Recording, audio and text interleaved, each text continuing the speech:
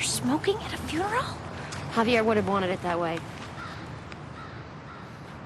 We are asking today that in Averier's memory, all donations be made to Averier House, a home we are building to house those in the fashion industry who suffer from substance abuse. No? No. I'm gonna help them raise money. That's unusually nice of you. Forget nice. The mailing list will be priceless, and I'll have every unlisted 212 number in Manhattan. You had to give Samantha credit. She's cemetery? He's really handsome, and he went to Princeton. The widower thing is a definite no-no. Why? The dead wife factor. It doesn't matter how much of a bitch she was alive. Now she's dead, and you're the bitch who can't live up to her. You shouldn't talk about his wife like that. See? Happening already. It's not his fault she died. And besides, I think that going through something like that makes him more sensitive. I mean, he's felt really deeply. He's in touch with his emotions. It's kind of romantic. And think about it. He's been married. I mean, it shows he can commit. Then date a divorce guy. They've committed, and everyone's still alive. Well, it didn't work for Big. All that marriage did was convince him he hated committing.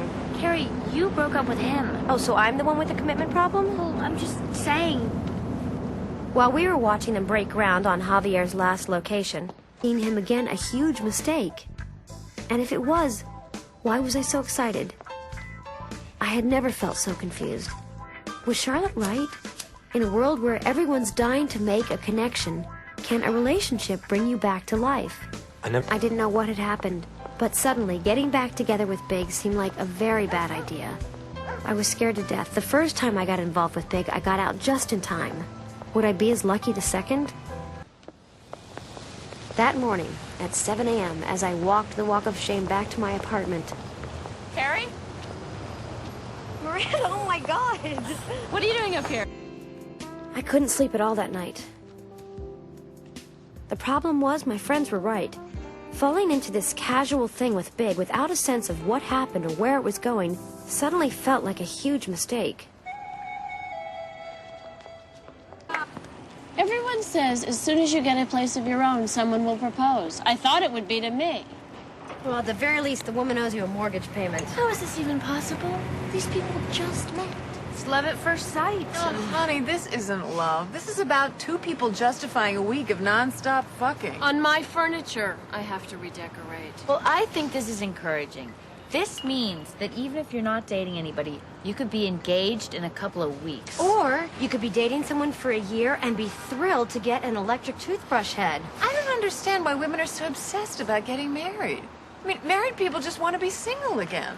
If you're single, the world is your smorgasbord. Excuse me.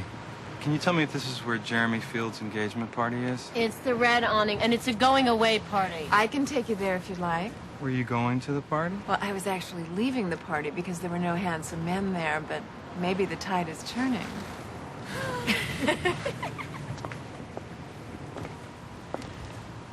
Oh, I get it. My apartment is going to be lucky for everybody but me. What apartment isn't lucky for Samantha? This is all your fault. What? You introduced me to Madeline. I could have hired a nice gay decorator and none of this would have happened. But then Madeline and Jeremy might never have met. Yes, and Jeremy would have fallen in love with me. It's not like musical chairs. Why not me? What am I doing wrong? Am I invisible? Can I help you? I live here.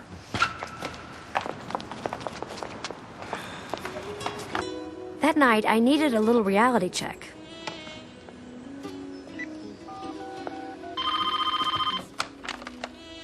Hello? Hey, I was just at this party, and two people who met a week ago announced their engagement. And?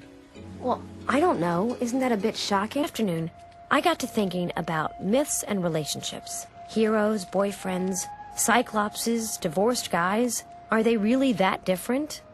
The primitive Greeks clung desperately to myths to explain the random hopelessness of their miserable lives.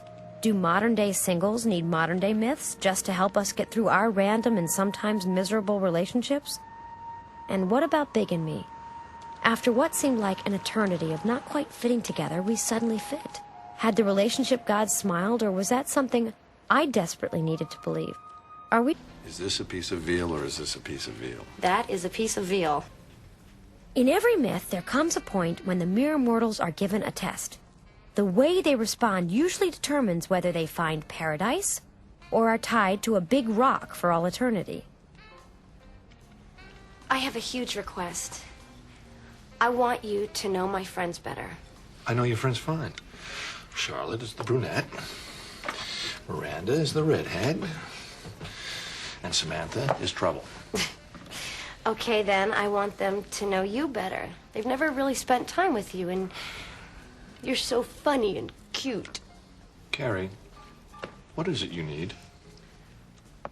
I want us all to have dinner Saturday night at Denial. Denial was a very popular Manhattan hotspot.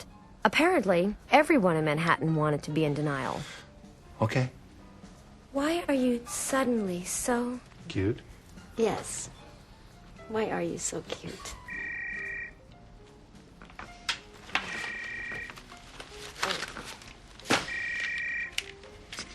Hello?